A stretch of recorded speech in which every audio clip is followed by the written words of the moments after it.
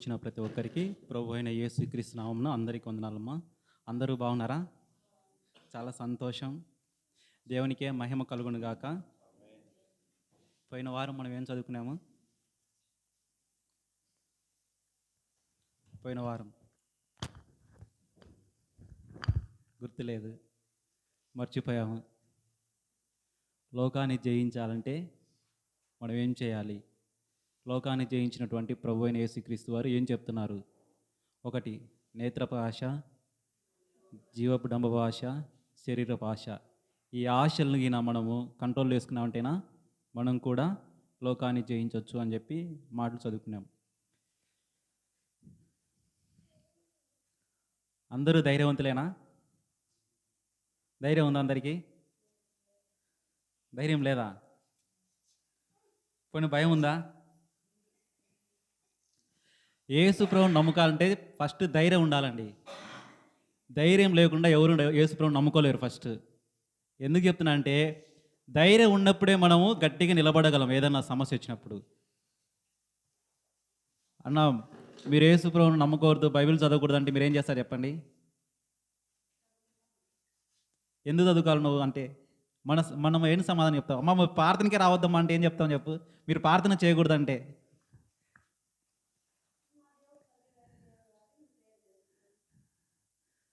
నీకు ధైర్యం ఉంది కాబట్టి చెప్తున్నావు. అలాంటి ధైర్యాన్ని మనం కలిగి ఉండాలి. ఇప్పుడు సేవకులు ఎంత చెప్పినా చెప్పి వెళ్ళిపోతారండి. ఆ విశ్వాసాన్ని కాపాడుకోవాల్సిన వాళ్ళు ఎవరు చెప్పండి?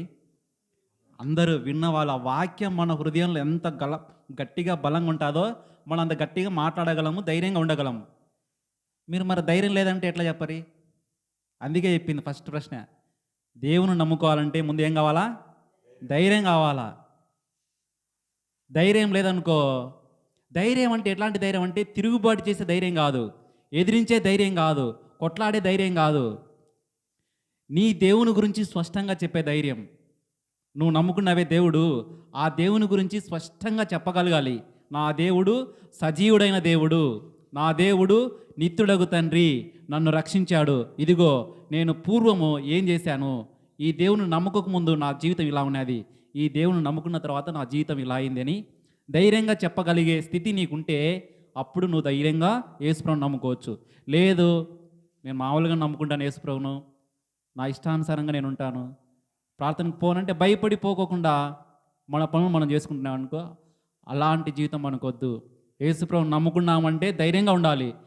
ధైర్యం లేనప్పుడు మనం నమ్ముకునే కానీ వేస్టే. ధైర్యం లేనప్పుడు ఈ ధైర్యం గురించి మనం మాట్లాడుకున్నాం ఈరోజు వాక్యంలో. అపోస్తులు రాసిన లూకా గారు అపోస్తుల కార్యం రాశాడు. ఈ అపోస్తుల కార్యములు 4వ అధ్యాయము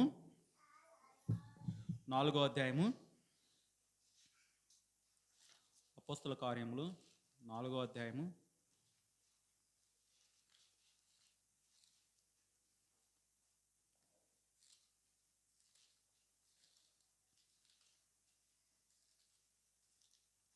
29వ వచనం 30వ వచనం.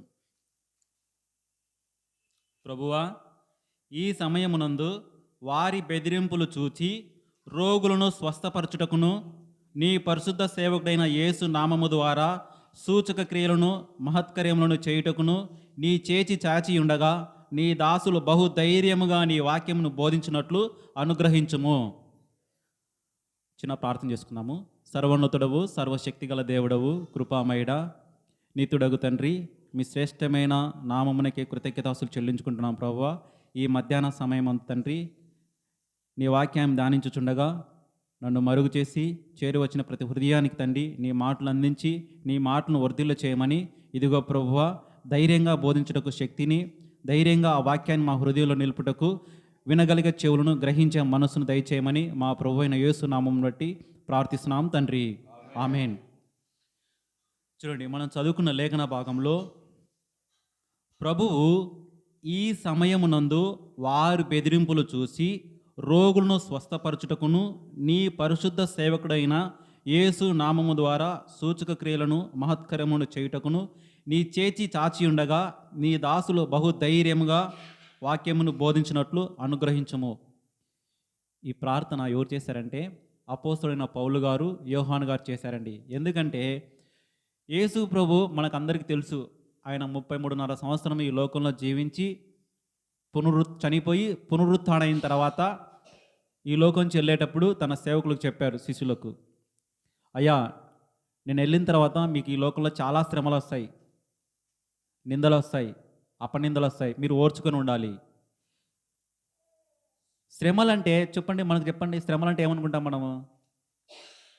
శ్రమలు ఏమైనా కావచ్చు, కుటుంబంలో కలిగే శ్రమలు కావచ్చు, వ్యక్తుల మధ్య వచ్చే శ్రమలు కావచ్చు, సమాజంలో ఉండే శ్రమలు కావచ్చు, ఏమైనా శ్రమలు కావచ్చు. ఇలాంటి శ్రమలు వస్తాయి ఖచ్చితంగా మీకు. ఎస్పెషల్లీ యేసు ప్రభు నామమున మీరు నమ్ముకుంటే చాలు మీకు శ్రమలు వస్తాయి. ఆయన యోహాను రాసిన సువార్తలో 6వ అధ్యాయంలో క్లియర్గా చెప్పాడు. మనము ఆయన శరీరాన్ని, ఆయన రక్తాన్ని ఇందాక మనం తీసుకున్నాం కదా, రొట్టెను ద్రాక్షారసాన్ని ఎందుకు తీసుకున్నాము? ఆయన యందు విశ్వాసం ఉంచి ఆ శరీరాన్ని, ఆ రక్తాన్ని ఆయనకు సాదృశ్యంగా ఆయన పునరుత్థానం లేచినట్టు మేము కూడా లేస్తాము అని చెప్పి ఆయనకు సాక్షులుగా జీవిస్తామని చెప్పి తీసుకున్నాము. ఆ మాటలు చెప్పినప్పుడు నేనే జీవాన్ని, నేనే పునరుత్థాన్ని, నేనే జీవాహారం అని చెప్పినప్పుడు చాలామంది శిష్యులు భయపడిపోయారు. ఈయనంది జీవాహారం అంటున్నాడు, నా శరీరం తినమంటున్నాడు, నా రక్తాన్ని తాగమంటున్నాడు, ఇవి చాలా కఠినమైన మాటలు అని చెప్పి చాలామంది వెనక్కి యేసుప్రభు నమ్మకోకుండా. యేసుప్రభు మాటలు చాలా లోతుగా ఉంటాయి. అక్షరము మనిషిని చంపేస్తుంది, కానీ దాని భావాన్ని మనం వెతుక్కోవాలి. నా శరీరము తిని నా రక్తం తాగడం అంటే ఆయన మాటలు విని ఆయన మాటలకు అనుగుణంగా నడుచుకుంటే వాళ్ళకి నిత్య జీవం ఉంటా అని చెప్పారు. చూడండి, ఆయన మాటలు విని అర్థం కాక చాలామంది శిష్యులు భయపడి వెనక్కి అలాంటి వారిగా మనం ఉండకూడదు. ఇప్పుడు మన వాక్యం ఏంటంటేనా, ఆయన వెళ్ళిపోయిన తర్వాత ఆ ఊర్లో ప్రకటన చేశారు, యెరూషలేములో ఎవరు ప్రార్థన చేయకూడదు అని చెప్పినప్పుడు పేతురు గారు తన ఇంటి మేడ మీద ప్రార్థన చేసుకుంటూ వాక్యం చెప్తే ఎంతమంది రక్షించబడ్డారు? ఫస్ట్ రోజు 3,000 మంది ఆయన వాక్యం చెప్తే రక్షించబడ్డారు. తర్వాత రోజు యెరూషలేములో ఇట్లా వెళ్తూ ఉంటే దేవాలయానికి పుట్టినప్పటి నుంచి 40 సంవత్సరాల వయసు వచ్చేంత వరకు కుంటివాడు ఆయన. ఆయన ఏం చేశాడు? వేరే వాళ్ళు ఎత్తుకొస్తే దేవాలయం దగ్గర కూర్చోబెడితే ఆయన అడుక్కుండేవాడు. మధ్యాహ్న సమయానికి ఏమైంది? పేతురు, యోహాను గారు ఇట్లా వస్తుంటే ఈయన చూసి అడిగాడు, అయ్యా దానం చేయండి అంటే వీళ్ళు ఎదురు చూశారు. ఈయన కుంటే ఆయన, వీళ్ళు ఎవరో నాకు మంచిగా ఏమైనా ఇస్తారేమని చెప్పి ఎదురు చూశారు. వాళ్ళ దగ్గర ఏం లేదు. వాళ్ళు ప్రార్థనకు వచ్చారు. ఎవరు? యోహాను గారు, పేతురు గారు చూసి, నీకు ఈయనకి మా దగ్గర వెండి లేదు, బంగారు లేదు, కానీ యేసు ప్రభు నామం వల్ల లేచి నడుమని చెప్పారు. వెంటనే ఆయన ఏం చేశాడు? లేచాడు, నడిచారు. అంతవరకు సైలెంట్గా ఉన్న ఆ దేవాలయం మొత్తము ఏమైపోయింది? ఒక్కసారిగా అలజడి అయిపోయింది. ఏంటి, 40 సంవత్సరాల నుంచి మేము చూస్తూనే ఉన్నాము, ఈ కుంటైనా లేచి గెంతులేస్తున్నాడు అని చెప్పి ప్రజలంతా గుమిగుడియారు. ఆ ప్రజలంతా గుమిగుడినప్పుడు ఈ యోహాను గారు, పేతురు గారు చెప్తున్నారండి, మీరెందుకు ఇంత ఆశ్చర్యంగా చూస్తున్నారు? మేము మా సొంత శక్తి చేతన కానీ, మా సొంత భక్తి చేతన కానీ ఈయనకు రక్షణ కలిగించలేదు. ఇదిగో యేసు ప్రభు నామమును మాత్రమే, ఆయన నామం మాత్రమే ఈయనను స్వస్థపరిచింది అని చెప్పి యేసు ప్రభు గురించి చెప్పడం వల్ల ఎంతమంది రక్షించబడ్డారు? 5,000 మంది. అపోస్తల కార్యములు 4వ అధ్యాయం చూడండి, 4వ వచనం చూడండి. వాక్యం వినిన వారిలో అనేకులు నమ్మిరి, వారిలో పురుషుల సంఖ్య ఇంచుమించు 5,000. ఇది పురుషుల సంఖ్య మాత్రమే, 5,000 కూడా కాదు, ఇంకా ఎక్కువనే ఉండొచ్చు. చూడండి, ఎందుకు నమ్మారంటే ఇదిగో వాళ్ళ కళ్ళ ముందునే ఒక అద్భుతం జరిగింది. ఏం అద్భుతం అంటే 40 సంవత్సరాల నుంచి ఒక కుంటి ఆయన ఒక్కసారిగా లేచి ఆ వీధిలో తిరుగుతుంటే అందరూ గుమిగుడిపోయారు. ఎందుక ఏమయ్యా అంటే ఈ పేతురు గారు వాక్యం చెప్పాడు, ఇదిగో సజీవుడగు నా దేవుడు ఇదిగో మీ కళ్ళ ముందే ఒక ఏం చేశాడు? అద్భుతం చేశాడు. ఇది మా సొంత చేత కాదు, మా భక్తి చేత కాదు, ఆయన రక్షణ. చూడండి 12వ వచనం చూడండి, అపోస్తల కార్యములు 12వ వచనము. మరి ఎవని వలనను రక్షణ కలుగదు, ఈ నామము వలనే మనము రక్షణ పొందవలను, కానీ ఆకాశము క్రింద మనుషులలో ఇయ్యబడిన మరి ఏ నామమున రక్షణ పొందలేము. చూడండి, ఈ లోకంలో ఏదైనా అద్భుతం జరుగుతుందంటే ఆకాశం కింద నివసిస్తున్నటువంటి ఏ మనుషుల వలన రక్షణ కలగదు. ఒకవేళ రక్షణ కలుగుతుందంటే అది ప్రభు అయిన యేసుక్రీస్తు నామం వలనే. ఇదిగో వాళ్ళందరూ చూశారు, ఆ రోజు 5,000 మంది రక్షణ పొందారు. ఎందుకు? వాళ్ళ కళ్ళ ముందు ఒక అద్భుతం జరిగింది. 40 సంవత్సరాల నుంచి కుంటోడుగా ఉన్న వ్యక్తి ఒక్కసారిగా లేచి తిరిగేటప్పటికీ అందరికి ఆశ్చర్యం వేసింది. వెంటనే అందరు రక్షణ పొందుతానే పక్కన యూదులు, అధికారులు, అధిపతులు లేచి వచ్చి పేతురును యోహాను బంధించి, ఇదిగో మీరు వాక్యం చెప్పకూడదు, అసలు ఎవరు మీరు వాక్యం చెప్పినకే అని చెప్పి వాళ్ళు ఆలోచించినప్పుడు వాళ్ళు చెప్పిన సమాధానం చూడండి. 13వ వచనం చూడండి. అసలు వాళ్ళు ఎవరు ఇంతకు ఎలాంటి వారంటే, వారు పేతురు యోహాన్ల ధైర్యం చూచినప్పుడు వారు విద్య లేని పామరులను గ్రహించి ఆశ్చర్యపడి వారు యేసుతో కూడా ఉండిన వారిని ఎరిగిరి. చూడండి, మీకు ధైర్యం ఉందా అంటే మీరు లేదని చెప్పారు. ఇక్కడ వీళ్ళేంటి, ధైర్యం కలిగిన విద్య లేని పామరులు, వాళ్ళకి చదువు కూడా లేదు. మనం కొంచెం అంతో ఇంత చదవచ్చు కదా. మనం ఎన్ని సంవత్సరాల నుంచి వాక్యం చదువుతున్నాము? ఏంటి మన సాక్ష్యము? ఇందాక ఉదయం చూసాము, ఆయన ఇచ్చిన కృప వల్లనే మనము రక్షించబడుతున్నాం అని చెప్పేసి. చూడండి, ఇంతకు మన సాక్ష్యాన్ని బట్టి ఎవరు మారుతున్నారు, మన మార్పును బట్టి ఎవరు రక్షించబడుతున్నారు, ఎవరు మన వలన రక్షణ కలుగుతుంది అని చెప్పి మనం ఆలోచించాలి ఒకసారి. ఒక వ్యక్తికి జరిగిన అద్భుతాన్ని చూసి 5,000 మంది మారిపోయారు. మనము ఎన్ని సంవత్సరాల నుంచి బైబిల్ చదువుతున్నాం, ఎన్ని సంవత్సరాల నుంచో ప్రార్థన చేస్తున్నాం.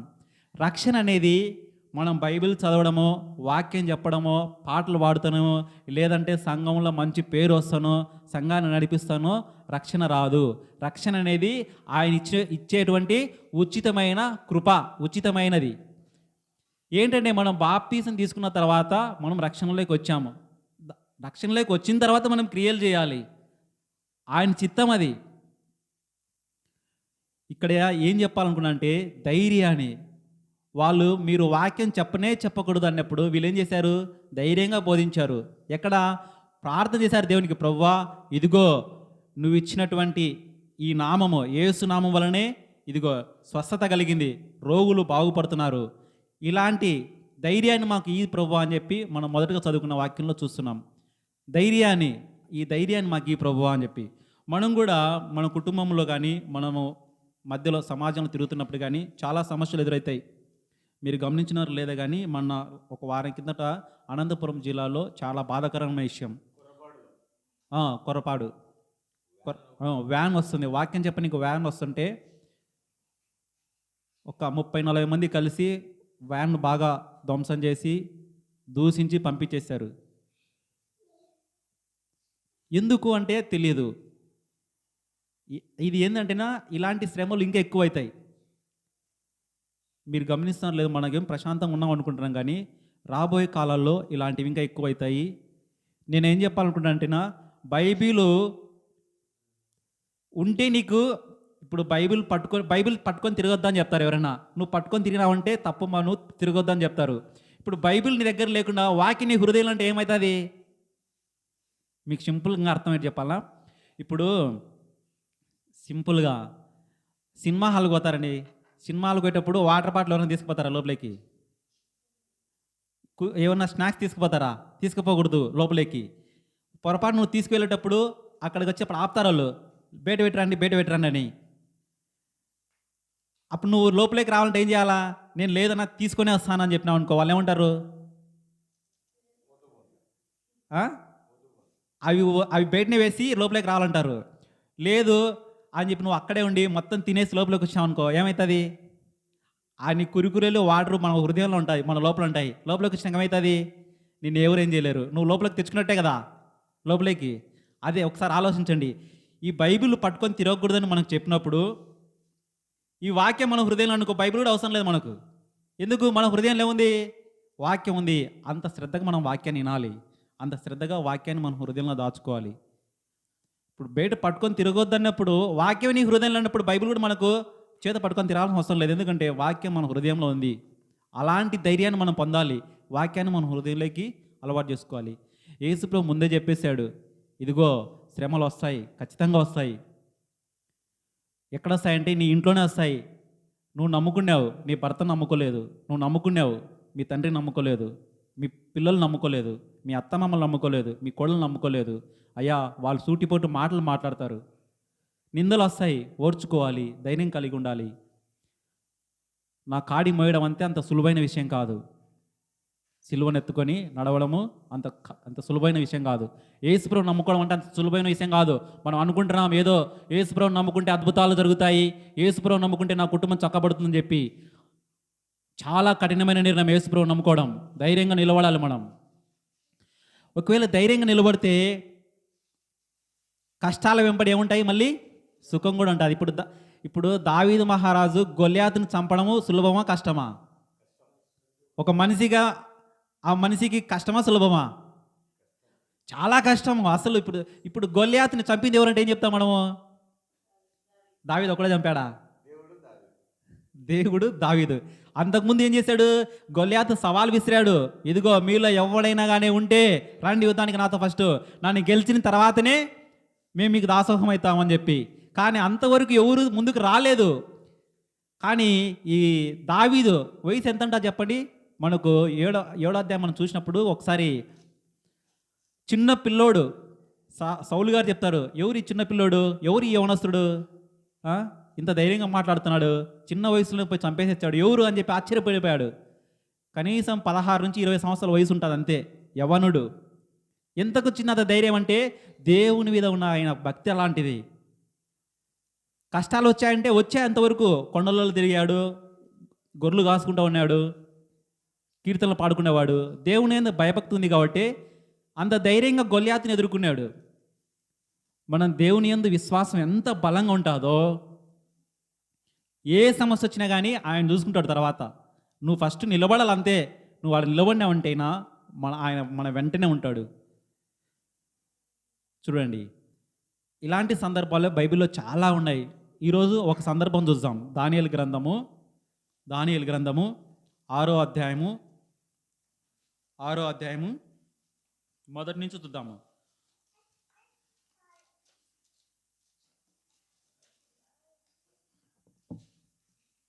మొదటి అధ్యాయం నుంచి 6వ అధ్యాయం మొదటి వచనం నుంచి.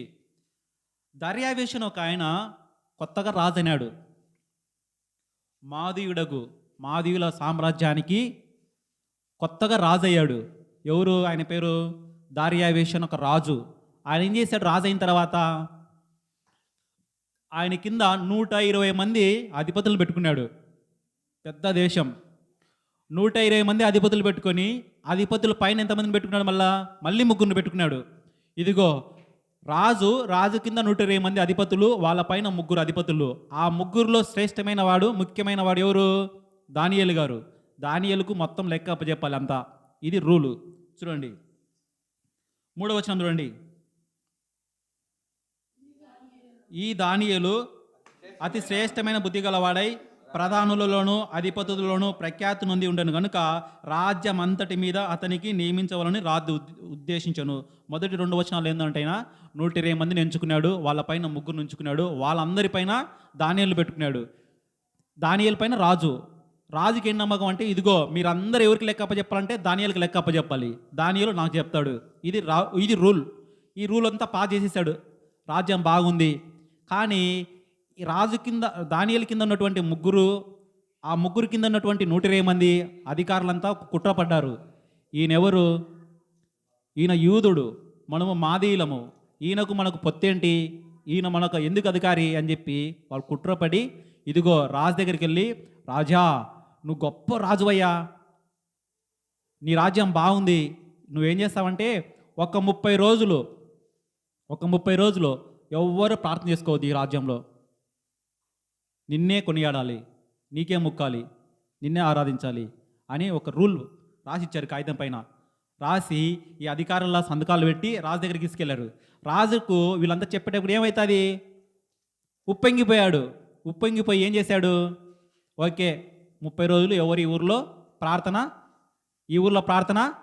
ఎవరు చేయకూడదు అని ముద్ర పడిపోయింది, సీల్. రాజు సంతకం పెట్టేశాడు, పంపించేశాడు, రాజ్యం మొత్తం పంపించేశాడు. ఏంటి? ఈ ఊరిలో ఈ ఊరు కాదు అది, ఈ దేశంలో ఏంటి 30 రోజుల పాటు ఎవరు ప్రార్థన చేయకూడదు. చూడండి 9వ వచనం 10వ వచనము. కాగా రాజగు దర్యావేషు శాసనము వ్రాయించి సంతకము చేసెను.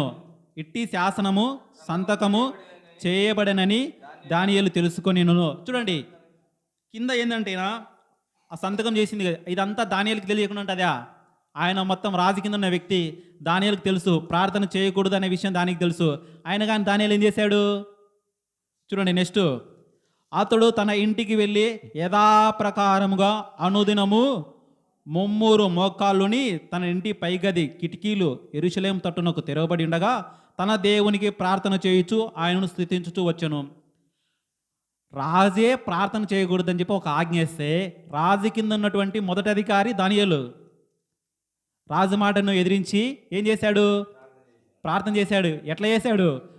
మేడపైకి వెళ్ళి కిటికీలు తీసి అందరూ యెరూషలేంకి ఎదురుగా నిలబడి ప్రార్థన చేశాడు. యాక్చువల్గా ఇది ఎందుకు జరిగిందంటే కుట్రపడ్డారు. దానియేలు ఎట్టైనా ప్రార్థన చేస్తాడు, ఈయనలో మనం ఏ దోషం కనుక్కోలేదు, ఈయన ప్రార్థన చేశాడు కాబట్టి దానియేలు ఇరికించాలని చెప్పి అధికారులు కుట్రపడ్డారు. పోయారు రాజు దగ్గరికి వెళ్ళేసి, రాజా నీ శాసనము రాశావు కదా, ఈ దానియేలు శాసనం తప్పాడు, ఇదిగో ప్రార్థన చేయకూడదని చెప్పి నువ్వు రాస్తే ఈయన రోజు ఒకసారి కాదు ఎన్నిసార్లు ప్రార్థన చేశాడు? 3 సార్లు, ముమ్మూరు రోజుకు 3 సార్లు ప్రార్థన చేశాడు. ఒక్క నిమిషం ఆలోచన, మనం ఎన్నిసార్లు ప్రార్థన చేస్తాం చెప్పనమ్మా? 2 సార్లు. ఇంకా సంతోషం, 2 సార్లు చేసినా కానీ చేసుకోండి. మనం ఎక్కువ సార్లు చేసుకుంటే ప్రార్థన అంటే ఏంటి? మనము దేవునితో మాట్లాడడం. మనం ఫోన్లలో ఎంతసేపు మాట్లాడతాం చెప్పండి? ఫోన్లు చేస్తే ప్రార్థన చేసుకునేవాడు దానియేలు. ఆ మాటలు విన్న తర్వాత వీళ్ళు చూశారు, అధికారులను చూసి ఇదిగో దానియేలు ప్రార్థన చేసుకుంటానని చెప్పి పోయి రాజుకు చెప్పాడు. చూడండి 11వ వచనం చూడండి. ఆ మనుషులు గుంపిగుడు వచ్చి దానియేలు తన దేవునికి ప్రార్థన చేయుటయు ఆయనను బతిమాలుకొనుటయు చూచి, చూడండి దేవునికి ప్రార్థన చేసేటప్పుడు దానియేలు ఎట్లా నడిస్తున్నాడు? బతిమాలుకుంటున్నాడు తన ప్రార్థనతో, దేవా దేవా దేవా అని. అంటే ఏంటి? మనము దేవునితో మాట్లాడడం ప్రార్థన అంటే. ఈయన తన దేవునికి బతిమాలుకుంటున్నప్పుడు వాళ్ళు చూశారు, గుంపుగా వచ్చి చూశారు. చూసి వాళ్ళు పోయి వెంటనే ఏం చెప్తున్నారు చూడండి రాజుకు. రాజు సమూహమునకు వచ్చి శాసనం విషయం బట్టి, రాజా 30 దినముల వరకు నీకు తప్ప మరి ఏ దేవునికైనను మానవునికైనను ఎవడు ప్రార్థన చేయకూడదు. ఎవడైనను చేసినడలా వాడు సింహముల గుహలో పడద్రోయబడనని నువ్వు ఆజ్ఞ ఇయ్యలేదా అని మనవి చేయగా, రాజు మాదీయుల యొక్కయు పారాసికుల యొక్కయు పద్ధతి ప్రకారము ఆ సంగతి స్థిరము, ఎవరునూ దాన్ని రద్దుపరచకూడదు. రాజు వీళ్ళు పోయి అంత పోయి గుంపు కూడా చెప్పేశారు, రాజా నువ్వు ఒక శాసనం రాసావు, 30 రోజుల వరకు ఎవ్వరూ ప్రార్థనే చేయకూడదు, మనుషులకు చేయకూడదు, దేవునికి చేయకూడదు. కానీ ఏం చేశాడు? దానియేలు రోజుకు 3 సార్లు చేస్తున్నారు. వీళ్ళు చూశారు, చూసి వచ్చి రాజుకు చెప్పారు. రాజు ఏం చేశాడు? అయ్యా ఇట్టి నియమాన్ని ఎవరు అయినా సరే ఉల్లంఘించారంటే వాళ్ళకి ఖచ్చితంగా శిక్ష చేయాలా. ఏంటి ఆ శిక్ష? సింహాల బోన్లో వేయాలి. సింహాల బోన్లో వేయడం అంటే చిన్న విషయమా? ఏం చేస్తాయి అవి?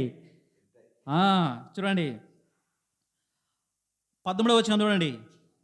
అందుకు వారు చెరపట్టబడిన యూదులలోనున్న ఆ దానియేలు నిన్ను గాని నువ్వు పుట్టించిన శాసనమును గాని లక్ష్య పెట్టక అన్నుదినము 3 ప్రార్థన చేయించి వచ్చుచున్నాడని రాజుకు చెప్పారు. అయ్యా నువ్వు రాసిచ్చావు శాసనం, కానీ నీ కింద ఉన్నటువంటి యూదుడు, ఆ యూదుడు ఉన్నాడే రోజుకు 3 సార్లు ప్రార్థన చేశాడు, మేమంతా కళ్ళారా చూసాం, నీకు కూడా చూపిస్తాం రా అని చెప్పి ఆ రాజుకు చెప్పారు. చూడండి ఆ రాజు ఈ మాటలు విని బహుగా వ్యాఖ్యలపడి దానిలో రక్షించవలనని తన మనసు దృఢం చేసుకొని సూడు అస్తమించు వరకు అతను విడిపించుటకు ప్రయత్నం చేశాను.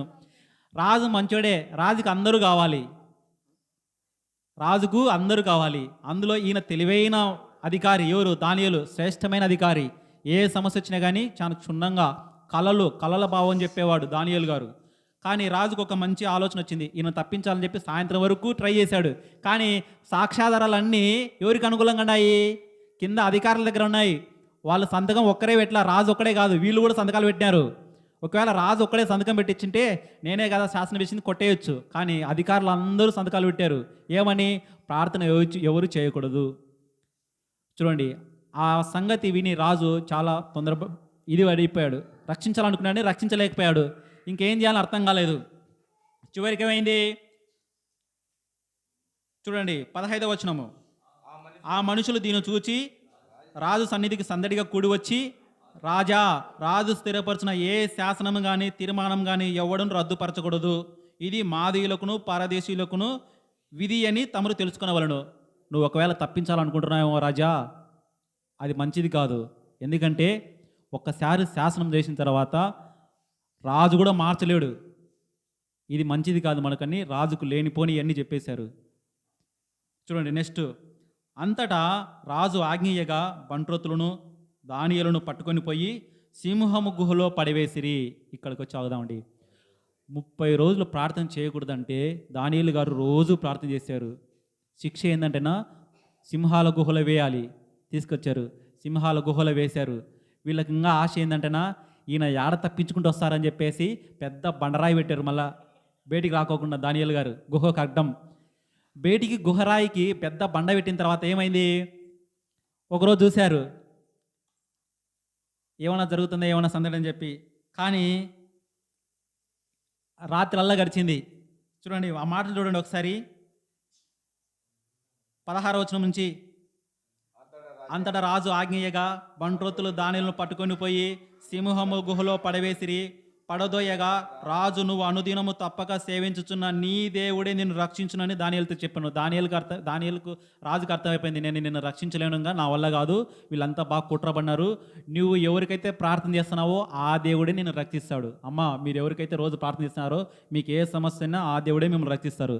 ఇదిగో కుటుంబంలో సమస్యలా, సమాజంలో సమస్యలా మీరు ఎవ్వరికి భయపడాల్సిన అవసరం లేదు. నువ్వు నమ్ముకున్నావే ఆ దేవుడే. రాజు సహితం నిన్ను కాపాడలేకపోయాడు. నిన్ను కాపాడంటే నీ దేవుడే నిన్ను రక్షిస్తాడు అనే ఒక మాటను తీసుకొని దానియేలుకు చెప్పారు. తర్వాత వాళ్ళు చూడండి, ఒక రాయిని తీసుకొని వచ్చి ఆ గుహ ద్వారమును వేసి దాన్ని మూసిరి. మారు దానియేలును గురించి రాజు యొక్క తీర్మానము మారునేమో అని రాజు ముద్రను, అధికారుల ముద్రను వేసి దాన్ని ముద్రించిరి. చూడండి, దానియేలు గారు గుహలో వేసిన తర్వాత గుహలోకి ఒక రాయి పెట్టి, రాయి కూడా మళ్ళీ ఎవరైనా తీసారని చెప్పేసి దానికి ఒక శాసనం పెట్టారు. ఏమని? ఇది ఎవరు తీయకూడదు, ఇది రాజు యొక్క, అధికారుల యొక్క శాసనం. మీరు ఒకసారి గుర్తు చేసుకోండి. యేసు ప్రభు చనిపోయిన తర్వాత, సమాధి చేయబడిన తర్వాత, సమాధి లోపల ఉన్నప్పుడు బండరాయికి ఏం వేశారు? పెద్ద బండరాయి దొర్లించి ఆ బండరాయి కూడా శాసనం వేశారు. ఇది రోమా ప్రభుత్వం యొక్క శాసనం. ఈ రాయి ఎవరు తీనికి వీలు లేదు. ఒకవేళ ఎవరైనా తీయాలనుకుంటే నువ్వు రాయిని తీసినట్టు కాదు, రోమా సామ్రాజ్యంతో యుద్ధం చేసినట్టే. అలాంటి శాసనం అన్నమాట. ఇంకా రాజు కూడా తీయలేడు దాన్ని, ఎందుకంటే అధికారులు అందరూ సంతకాలు పెట్టారు. అలాంటిది ఒక శాసనం రాసి రాయికి వేశారు. రాయి లోపల గుహ ఉంది. గుహ లోపల ఎవరున్నారు? దానియేలు గారు ఉన్నారు, సింహాలు ఉన్నాయి. చూడండి, అంతటా రాజు తన నగరంకి వెళ్ళి రాత్రి అంతా ఉపవాసం ఉండి నాట్య వాయిద్యములను జరగనీయలేదు. అతనికి నిద్ర పోయలేదు. రాజుకు అసలు నిద్ర లేదు. రాజు పని ఏంటంటే రోజు తినడము, నాట్యం ఆడుతుంటే చూసుకోవడం, ఎంజాయ్ చేయడం. ఆ పనులన్నీ మానుకున్నాడు. ఎందుకు? ఒక మంచి వ్యక్తిని నిష్కారణంగా గుహలో వేస్తుందని చెప్పి ఆయన బాధపడుతున్నారు. తెల్లవారుజామున రాజు వేగరమే లేచి సింహముల గుహ దగ్గరికి త్వరపడిపోయాను. గుహ దగ్గరికి అందరికన్నా ముందు ఎవరు పోయారు? రాజే పోయినాడు. పోయి అతడు గుహ దగ్గరికి రాగానే దుఃఖస్వరముతో దానియేలును పిలిచి, జీవము గల దేవుని సేవకుడైన దానియేలు, నిత్యము నువ్వు సేవించుచున్న దేవుడు నిన్ను రక్షించగలిగానా అని అతన్ని అడిగాను. ఒకవేళ రాజుకి ఏంటి, ఇప్పుడు మీరు చూడండి, సింహం గుహలో వేసిన వెంటనే ఏం చేయాలి? మామూలుగా సింహాలు తినాలి. కానీ రాజుకి ఒక నమ్మకం ఉంది, ఈయన కాపాడతాడని చెప్పేసి. అందుకే ఉదయాన్ని అందరికన్నా ముందే చదువుతున్నాడు, జీవము గల దేవుడే, నువ్వు సేవించుచున్న దేవుడే నిన్ను రక్షించినాడా అని చెప్పి అడుగుతున్నాడు. అంటే ఈయనకు ఒక నమ్మకం ఉంది. ఎందుకు? ఈయన దేవుడు ఖచ్చితంగా కాపాడతాడని చెప్పేసి. చూడండి, అందుకు దానియేలు, రాజు చిరకాలము జీవించునుగాక. చూడండి, దేవుడు ఎంత మహిమ గల దేవుడో. దేవునికి స్తోత్రం కలుగునుగాక. నేను నా దేవుని దృష్టికి నిర్దోషిగా కనబడి తిని కనుక ఆయన తన దూతలను పంపించి సింహపు నాకు ఏ హాని చేయకుండా వాటి నోళ్ళు ముయ్యించను. రాజు, రాజా, నీ దృష్టికి నేను నేరము చేసిన వాడను కాను కదా అనేను. చూడండి, ఒక రాత్రి అంతా గడిచిన తర్వాత రాజు ఉదయాన్ని అడిగినప్పుడు, రాజా నువ్వు చిరకాలం జీవించును గాక, ఎందుకంటే అందరికన్నా ముందు ఎవరు రాలేదు, ఇదిగో అధికారులు రాలేదు, ప్రజలు రాలేదు, రాజే వచ్చి అడుగుతున్నాడు, ఇదిగో నీ రాజ్యం స్థిరకాలం ఉండును గాక, ఇదిగో నాకు దేవుడు జీవం గల దేవుడు, నేను నిర్దోషిగా సింహంలో నోళ్ళు ముయించిన దేవుడు, గొప్ప దేవుడు, నేను నిర్దోషినని చెప్పి దేవుడు తలంచాడు. నీ మాట ప్రకారమే నేను జీవించున్నానని చెప్పి దానియేలు గారు సమాధానం చెప్పండి. దానియేలు గారు సమాధానం చెప్పిన వెంటనే ఏమైంది, నిజం తెలిసిపోయింది రాజుకు, ఇదిగో ఈయన నిర్దోషి, సింహాల గుహలో నుండి కూడా రక్షించబడ్డాని చెప్పి రాజు ఏం చేశాడు, ఇదిగో దీని కుట్ర వెనకాల ఎవరెవరు ఉన్నారో ఆ కుట్రలో ఉన్న వాళ్ళు ఎవరో బయటికి తీయండి పేర్లు అంటే వచ్చారు, అధికారులు అందరూ వచ్చారు. అయ్యా అధికారులు మీరు కాదు, మీ భార్యలను కూడా తీసుకురండి. భార్యలను పిల్లలను అందరిని తీసుకొచ్చి ఎక్కడ వేశాడు, సింహాల గుహలో వేశాడు. దానియేలు గారు బయటకు వచ్చినాక ఈయన మీద ఎవరైతే కుట్ర పడ్డారో వాళ్ళందరినీ తీసుకొచ్చి సింహాల గుహలు వేస్తే సింహాలు ఏం చేశాయి, మామూలు దీనిలా పొడి పొడి వేసాయంట. చూడండి మాట, చూడండి ఆ మాట 24 వచనం చూడండి. రాజు ఆజ్ఞయ్యగా దానియేలు మీద నింద మోపిన ఆ మనుషులను వారు తోడుకొని వచ్చి సింహాల గుహలో పడవేసిరి. వారిని, వారి కుమారులను, వారి భార్యలను పడదోసిరి. వారు గుహ అడుగునకు రాకమునుపే సింహాల పాలైరి. సింహాలు వారి ఎముకలను సహితము పగలగొరికి పొడి పొడి చేశాను.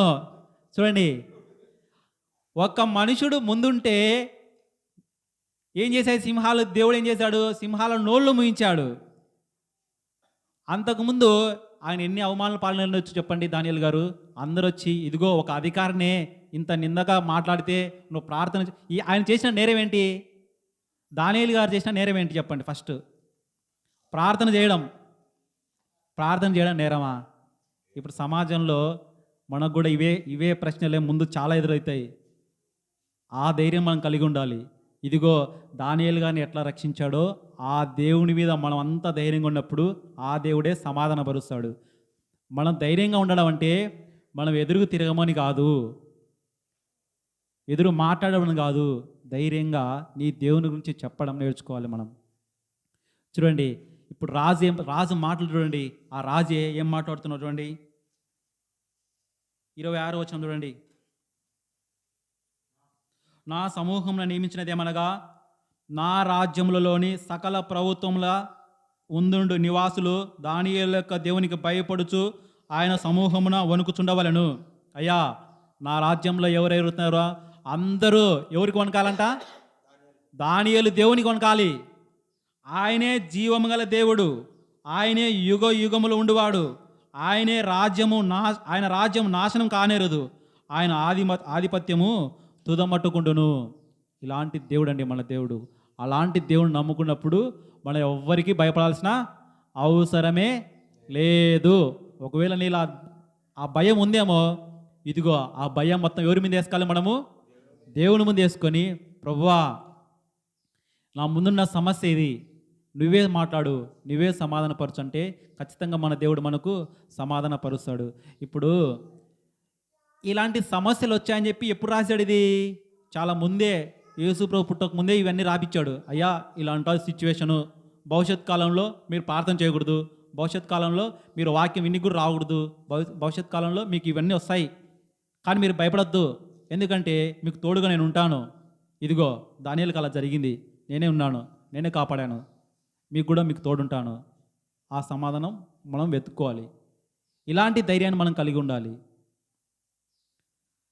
ఇలాంటి ధైర్యం మన హృదయంలో ఉన్నప్పుడే దేవుడు మనతో మాట్లాడతాడు. ఆయన కృప ఎంతో అమూల్యమైనది. ఆయన రెక్కల చాటున మనం అంతా ఉండాలి.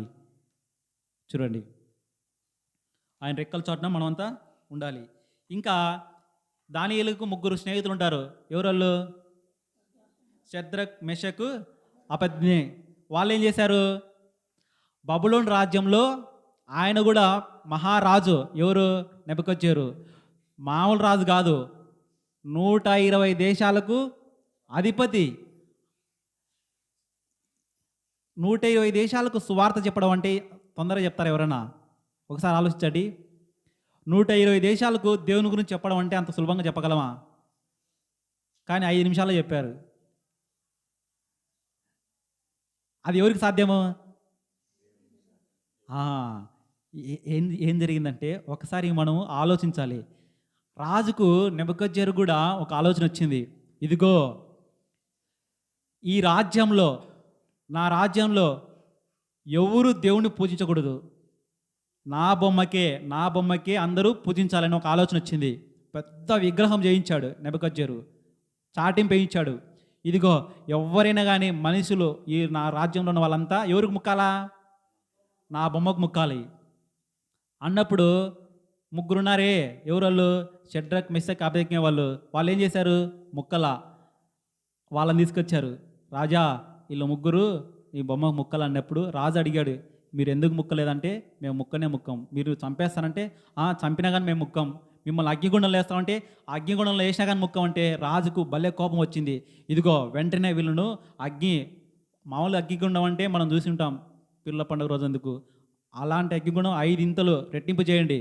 5 ఇంతలు రెట్టింపు చేసినాక వెంటనే ఉన్న పలంగానే బట్టలన్నీ అట్టే ఉండే వద్దు అట్నే తీసేయండి అంటే, అగ్నిగుండంలో వీళ్ళ ముగ్గురిని వేయనికి వచ్చినప్పుడు వీళ్ళతో పాటి వెనక ఉన్న వాళ్ళు కూడా కాలిపోయారు. ఆ షాక్ ఒక వేడికి వీళ్ళు కూడా కాలిపోయారు. అందరూ చూస్తున్నారు, రాజు చూస్తున్నాడు, అధిపతులు చూస్తున్నారు, అందరూ చూస్తున్నాగానే వీళ్ళు ముగ్గురిని తోసేశారు. పైన వాళ్ళు కూడా కాలిపోయారు. అగ్నిగుండంలో పడిన ఈ ముగ్గురు పైన చూస్తుంటే రాజుకి ఎంతమంది కనపడ్డారు? 4 కనపడ్డారు. అప్పుడు రాజు భయం వేసింది. అధిపతులు పిలిచారు, మీకు ఎంతమంది కనపడుతున్నారే కింద? నాకు 4 కనపడుతున్నారు. మీరు ఎంతమంది వేశారంటే మేము 3 వేసామంటే, అదేంటి నాకు ఎవరు కనపడుతున్నారు? 4 కనపడుతున్నారని చెప్పి భయపడిపోయారు. పిలిచారు, అయ్యా ఏంటయ్యా ఆశ్చర్యం అంటే, ఇదిగో మా దేవుడు జీవం గల దేవుడు అంటే, అవునయ్యా వీళ్ళ దేవుడు నిజంగా జీవం గల దేవుడే. ఇప్పటి నుంచి మీరేం చేస్తారు? ఈ రాజ్యంలో వీళ్ళ దేవుడినే పూజించాలి, వీళ్ళ రాజ్యంలో ఈ దేవుణ్ణి మీరంతా ఏం చేయాలి? ఆరాధించాలని చెప్పి ఒక శాసనం చేశాడు. అంతవరకు ఏ ఒక్కరు కానీ దేవుణ్ణి పూజించకూడదు, నన్నే పూజించాలన్న వ్యక్తి ఒక క్షణంలో శాసనం మార్చేశాడు. ఎవరు వల్ల? ఈ ముగ్గురు వల్ల. ఇప్పుడు దేవుని పని సులువు చేసుకునే కోసము కొన్ని కష్టాలు వస్తాయి మనకు. ఎందుకు? అంత తొందరగా దేవుని వాక్యం అందరికి చేరాలని. ఇప్పుడు ఆ ముగ్గురే దేవుని గురించి చెప్పుకుంటూ పోవాలంటే ఎంత టైం పడుతుంది? కానీ దేవుడు ఏం చేశాడు? చిన్న సమస్య ద్వారా అందరికీ వాక్యాన్ని ఈజీగా చేశాడు. అందుకే చూడండి, బబులోను దేశమందున ఆ బక్కురు ముక్కులు బొమ్మకు ముక్కనందున, బబులోను దేశమందున ఆ భక్తులు ముగ్గురు బొమ్మకు ముక్కనందున, పట్టి బంధించి రాజు అగ్గిలో పడవేస్తే, పట్టి బంధించి రాజు అగ్గిలో పడవేస్తే, 4వ వాడు కనబడలేదా ఓ భక్తుడా? 4వ వాడు ఉండలేదా? 4వ వాడు ఉండలేదా ఓ భక్తుడా? 4వ వాడు ఉండలేదా? భయము చెందకు భక్తుడా, ఈ మాయాలోక ఛాయ చూచునప్పుడు. భయము చెందకు భక్తుడు, భయము చెందకు నీవు, దిగులు చెందకు నీవు, జీవమిచ్చిన యెహోవా ఉన్నాడు ఓ భక్తుడా, ప్రాణం పెట్టిన యెహోవా ఉన్నాడు. చూడండి, రాజు నా విగ్రహానికే ముక్కాలని చెప్పి ఒక ఆలోచన వచ్చి ఈ రాజ్యం మొత్తం చాటించేసినప్పుడు ఈ ముగ్గురు ముక్కనని చెప్పారు. కానీ ఆ ముక్కనందుకు తన ఆలోచన మార్చుకొని ఆ దేవుణ్ణి కొన్నాడుతున్నాడు. చూడండి, తన ఆలోచన మార్చుకొని చూడండి ఆ మాటలు చూడండి. 3వ అధ్యాయంలో చూడండి, ఆయన మారు మనసు పొందిన తర్వాత చెప్తున్న మాటలు. 6వ అధ్యాయము 3వ అధ్యాయము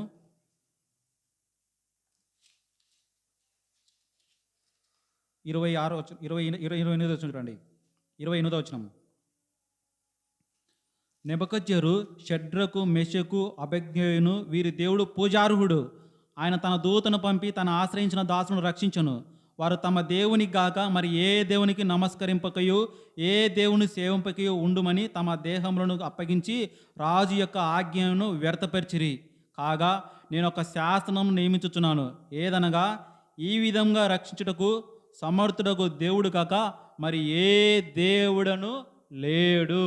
కాగా ఏ జనములలో కానీ రాష్ట్రములలో కానీ ఏ భాష మాట్లాడు వారిలో కానీ షడ్రక్ మెషక్ అబేద్నెగో వారి దేవుణ్ణి ఎవడు దూషించునో వాడు తుత్తనీయులుగా చేయబడును, వాని ఇల్లు ఎప్పుడునూ పెంట కుప్పగా ఉండును అని చెప్పి రాజు మళ్ళీ తన ఆజ్ఞను మార్చి ఈ ఆజ్ఞను రాశాడు. ఇదిగో మనం నమ్ముకున్న దేవుడు జీవం గల దేవుడు. ఆయన యందు మనము ఎంత మన విశ్వాసం కలిగి ఉంటామో అంత ధైర్యం మన హృదయానికి ఉంటుంది. ఇప్పుడు చెప్పండి, మీకు భయం ఉందా? ధైర్యం ఉందా? ధైర్యంగా చెప్పాలి ధైర్యం ఉందని చెప్పి. ఒకవేళ నీలా ధైర్యం లేదనుకో ఎవరిని చేయాలా? ప్రార్థన చేయాలి. ప్రార్థన చేసి, ప్రభువా నువ్వు గొప్పడు ఉంటివి కదా, ఆ రోజు నెబుకద్నెజరును మార్చావు, దర్యావేషు రాజును మార్చావు. ఇదిగో నా ముందున్న సమస్యలు, చిన్న సమస్యలు, నన్ను ప్రార్థన చేసుకొని ఇవ్వట్లేదు మా కుటుంబ సభ్యులు, నేను ప్రార్థనకి వెళ్తుంటే ఆపుతున్నారు మా ఊరు వాళ్ళు అని చెప్పి చిన్న ప్రార్థన చేసుకున్నావు అనుకో, నీ పక్షాన నిలబడి సమాధానం ఇచ్చే దేవుడు మన దేవుడు. చదువు లేకపోయినా కానీ, విద్య లేకపోయినా కానీ, డబ్బులు లేకపోయినా కానీ పేతురు యోహాను ఎంత ధైర్యంగా వాక్యం చెప్పారు. అలాంటి ధైర్యాన్ని మనం కలిగి ఉండాలి. చూడండి, మనం అందరూ ఆసుపత్రికి పోతే డాక్టర్ ఏం చేస్తాడు? మందులు రాస్తాడా? మందులు రాసినప్పుడు ఏం చెప్తాడు? అన్న ఈ మందు రాత్రిపూట వేసుకున్నా నువ్వు, ఎందుకు? ఇది రాత్రి వేసుకోవాలా, పగులు వేసుకున్నా అనుకో నిద్ర వస్తుంది, ఇది రాత్రిపూటనే వేసుకోవాలని చెప్పి రాసిస్తాడు మనకు. కొన్ని మందులకు రాత్రిపూటనే వేసుకోవాలా అని చెప్పి రాజు ఆ డాక్టర్ చెప్పిన మాట మనం వింటామేనమా? అలాగే దేవుడు కూడా ముందే చెప్పాడు మనకు, ఇదిగో నువ్వు యేసుప్రభువుని నమ్ముకున్నావంటే నీకు ఖచ్చితంగా శ్రమలు వస్తాయి, కాబట్టి నువ్వు అనుభవించాలంతే. నువ్వు అనుభవిస్తున్నంతసేపు నువ్వేం ఫీల్ కావాలి. ఇప్పుడు నీకు నిద్ర వచ్చిందంటే నీకు మాత్రం పని చేస్తున్నట్టే పని చేయనట్ట? పని చేసినట్టు. ఇప్పుడు డాక్టర్ ఏం చెప్పాడు? ఈ మాత్ర వేసుకుంటే నీకు నిద్ర కూడా వస్తుంది, రాత్రి వేసుకో, నీ రోగం కూడా తగ్గుతుందని చెప్తాడు. మనం ఆ మాత్ర వేసుకున్నప్పుడు నిద్ర వస్తుంది బాగా, మందు పనిచేసినట్టు అవుతుంది. అంటే ఈ లోకంలో మనకు ఎదురవుతున్న సమస్యలు, కుటుంబ సమస్యలు కానీ సమాజంలో సమస్యలు కానీ ఎదురవుతున్నప్పుడు ఏమైనట్టు? మనలో దేవుని వాక్యము అభివృద్ధి చెందుతున్నట్టు, దేవునిలో విశ్వాసం అనేది బలపరుస్తున్నట్టు. ఇది మనం గమనించాలి. సమాజంలో ఈ మనం మహా అంటే క్రైస్తవం మత మార్పు అనుకుంటారు, కాదండి. ఇది దేవుని గురించి చెప్పడం అనేది మంచిగా చూడాలనేది. మనకు ఆ విశ్వాసం ఉండాలి. విశ్వాసం అనేది ఎంత ఉండాలంటే దేవుడు ఇచ్చేంత వరకు మనకు నిరీక్షణ ఉండాలి. విశ్వాసంతో పాటు మనం ఒక కోరిక కోరుకుంటాము, ఆ కోరిక కోరుకోవడము అది నెరవేరేంత వరకు ఏముండాలా? నిరీక్షణ కలిగి ఉండాలి. తొందరగా మన డెసిషన్లు మారిపోతాయి. ఎందుకు? మన కోరికలు నెరవేరట్లేదని చెప్పేసి. చూడండి, మన జీవం గల దేవుడు, నిత్యుడగు తండ్రి, ఎల్లప్పుడూ మనను కాపాడే దేవుడు. ఒకసారి పౌలు శీలలు కూడా వాక్యం చెప్తాంటే భయపడిపోయారు అక్కడోళ్ళు. వీళ్ళేంది వాక్యం చెప్తే ప్రజలు, వీళ్ళు యేసుప్రభు శిష్యులు ఉన్నారే, ప్రపంచాన్ని చిన్నాభిన్న చేస్తున్నారు వీళ్ళు. వీళ్ళని ఆపాలని చెప్పి జైలు వేశారు. జైలు వేసినప్పుడు వాళ్ళకు ఒక నాయకుడిని పెట్టుకున్నారు, చెరసాల నాయకుడు. పౌలు శీలలు ప్రార్థన చేస్తుంటే భూకంపం కలిగి చెరసాల అవన్నీ బద్దలైపోయాయి. అప్పుడు భయపడిపోయి చెరసాల నాయకుడు, ఓయబ్బా వీళ్ళు ఏమన్నా పారిపోయారేమో అని చెప్పేసి తన కత్తి తీసుకొని తనే చంపుకోవాలనుకున్నాడు చెరసాల నాయకుడు. ఎందుకు? లోపల ఉన్న ఖైదీలు బయటికి పారిపోయారని చెప్పి. కానీ పౌలు శీలలు అలాగే ఉండి, నాయన మేము ఎక్కడికి వెళ్ళలేదు, ఇక్కడే ఉన్నామని చెప్తే అప్పుడు ఓహో వీళ్ళు ఎవరో గొప్పలు ఉంటున్నారని చెప్పి, ఇదిగో నేను కూడా రక్షణ పొందాలనుకుంటున్నారు, ఏం చేయాలా అని చెప్పి అడుగుతారు. రక్షణ అనేది యేసు నామంలో మాత్రమే కలుగుతుందని చెప్పి వెంటనే బాప్తిస్మం ఇచ్చేసి ఆయన రక్షించారు. చూడండి, ఆయనలో ఉన్నప్పుడు మనకు ధైర్యం ఖచ్చితంగా వస్తుంది. మన ధైర్యం లేదంటేనా ఆయనలో మనం స్థిరంగా లేము అని అర్థం. మన మధ్య సమస్యలు ఉన్నప్పుడు మనం భయపడకూడదు. ఇది మనం నేర్చుకోవాల్సుకున్న పాఠం. ఇప్పుడు చెప్పండి, మనలో ధైర్యం ఉందా? ధైర్యం అంటే ఏంటి? ధైర్యం అంటే ఏంటి? ఒక వ్యక్తిని ఎదిరించడం కాదు, కోప్పడడం కాదు, కొట్టాడడం కాదు. మనం నమ్ముకున్న దేవుని గురించి స్పష్టంగా చెప్పడం, అది ధైర్యం. మన దేవుని గురించి స్పష్టంగా చెప్పగలిగేంత స్థితి మనకు ఉండాలంటే ఏం చేయాలి మనము? వాక్యాన్ని బాగా వినాలి. ఆ! వాక్యం మనం బాగా వినకపోతే మన దేవుని గురించి మనం ఏం చెప్తాము? అదే మనకొచ్చిన సమస్య. ఏదో నామకావాస్తంగా వచ్చి, నామకావాస్తంగా ఏదో పద్ధతి ప్రకారం ఆదివారం గడిపి ఇట్లా వెళ్ళామనుకో, మనం గ్రహించలేం సత్యాన్ని. రాజులు సైతం మారారు. ప్రభుత్వాలు సైతం మారిపోయాయి. ఈ చిన్న సమస్యలు మనకు అసలు సమస్యలే కావు. ఈ వాక్యాలు మన హృదయంలో పెట్టుకొని ఎప్పటికప్పుడు మనం ప్రార్థన, విజ్ఞాపనల ద్వారా మన దేవుని వేడుకుంటూ మనము ఆ ప్రార్థనలో ధైర్యాన్ని తెచ్చుకోవాలి. ఇదే మన వాక్యం యొక్క ముఖ్య ఉద్దేశము. ఇంతవరకు మీరు ఓపికగా విన్నందుకు మరోసారి ప్రభువైన యేసు నామమును బట్టి వందనాలు తెలుపుకుంటూ నా వాక్యాన్ని ముగిస్తున్నాను. Thank you. ధన్యవాదములు.